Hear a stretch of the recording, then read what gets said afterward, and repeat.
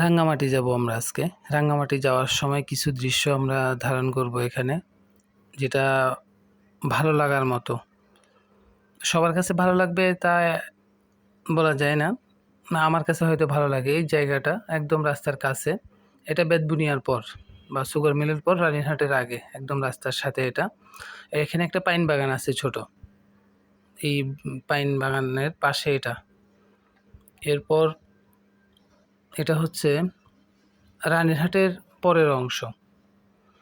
এটার ভিডিও করার একটা কারণ হচ্ছে এই রানীরহাটের পরে অর্থাৎ ঘাগড়ার পূর্বে রাঙামাটির যেতে এই রাস্তাটা আমার কাছে খুব সৌন্দর্য বা মন ভালো করার মতন মনে হয়। এই জন্যই আমি এটার ভিডিওটা ধারণ করছি। হ্যাঁ, এটা টপ ভিউ ধারণ করতে পারলে হয়তো আরও ভালো হতো। টপ ভিউ ধারণ করা আমার পক্ষে সম্ভব হয়নি। আমি গাড়িতে যাওয়ার সময় এটা ধারণ করছি যতটুকু সম্ভব হলো। দুই পাশ দেখতে পাচ্ছি, ওভাবেই আমি এটা ধারণ করেছি। আর এটা এখন আমরা পাহাড়ের উপরে উঠে যাচ্ছি। পাহাড়ের উপরে উঠার পর কিছুক্ষণ এখানে হয়তো 5 মিনিটের মতো পাহাড়ের উপরে সমানভাবে চলতে থাকে রাস্তাটা পাহাড়ের উপর। এরপর এখানে একটা না কয়েকটা জটিল মোড় আছে।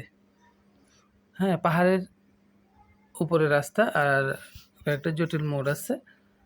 একটা মোড় এস, যেটা আমরা ঘাগড়া নামার পূর্বে পাবো আর কিছুক্ষণ পর।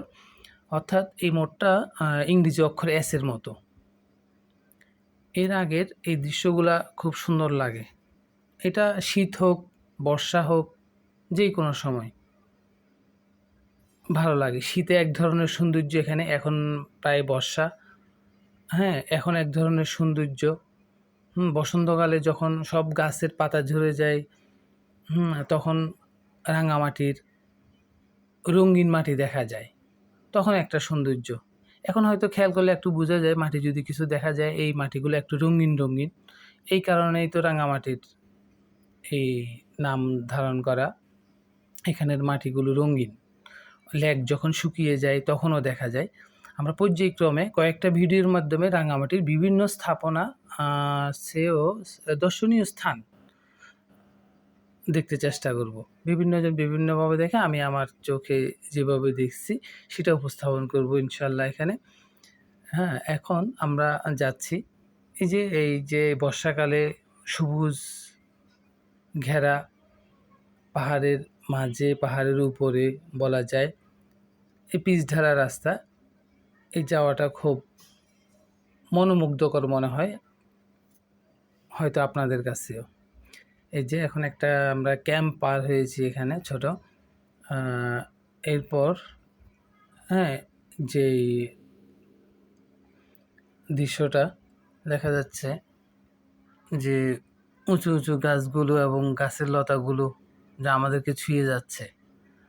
হ্যাঁ, এই যে একটা মোড়, এটা টপ ভিউ দিয়ে হয়তো ভালো বোঝা যায়, এটা একদম হ্যাঁ, এটা যদি আমরা টপ ভিউর মাধ্যমে যদি দেখানো সম্ভব হতো তাহলে মতো ছিল।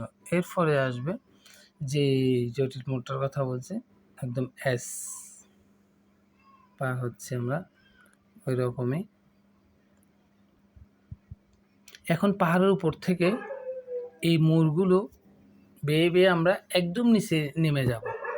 নিচে নামবো বলতে খালের উপর যে ব্রিজ, সেই ব্রিজের উপর দিয়ে যাব, মানে তাহলে পাহাড়ের উপরে উঠেছি, উপর থেকে একদম নিচে নেমে এসেছি। এখন আমরা আবার ঘাগড়া পার হয়ে গেছি। ঘাগড়া পার হয়ে এখন আনসার ক্যাম্পের পাশ দিয়ে চলে যাচ্ছি। ডান পাশে হচ্ছে যে ঘাগড়া কলেজ, সামনে হচ্ছে চাম্পাতলি ক্যাম্প। সেটা পাশ দিয়ে আমরা আবার ক্যাম্প পার হওয়ার পর, ক্যাম্পটা মোটামুটি সমতল জায়গার মধ্যে আছে। সেটার পরে আমরা আবার পাহাড়ে উঠতে থাকবো। এখানে পাহাড়ে ওঠার আগে যে সুন্দর বাঁকটা, সবুজ ঘেরা পাহাড়ের মাঝে পিচ ঢালাই রাস্তা, মনোমুগ্ধকর একটা সৌন্দর্য দেখা যাচ্ছে। একটু পরেই আমরা ঘাগড়া বা চাম্পাতলি ক্যাম্পটা পার হব। ওটার মাঝ দিয়েই এই রাস্তাটা চলে গেছে। অন্যরকম এক সৌন্দর্য উপভোগ করব আমরা। এখন অতিক্রম করছি আমরা প্রায় সেই ক্যাম্পের সবুজ মাঠযুক্ত এলাকা। এই প্রশিক্ষণ মাঠ, সবুজ ঘাসযুক্ত মাঠ বাম পাশে এখানে দেখতে পাচ্ছি। এখানে একটা বাম পাশে একটা মসজিদও আছে, এখানে সবার নামাজ পড়ার ব্যবস্থাও আছে। এই মাঠ পার হওয়ার পরেই আমরা পাহাড়ে উঠতে থাকি। এই একদম পাহাড়ের পাদদেশে উপরে উঠতে থাকি সাপচরি পাহাড়। আর এরপরে আবার আমরা একদম মানিকছড়ি নিচে নেমে যাব, অর্থাৎ ব্রিজের আগে, যেটা বলছি 3বার আমরা পাহাড়ের উপরে উঠবো এবং নিচে নামবো। এরপরে পুরো পাহাড়ের উপরের শহরেই আমরা থাকব। পরের ভিডিওতে আমরা দেখব বাকি দর্শনীয় স্থানগুলো।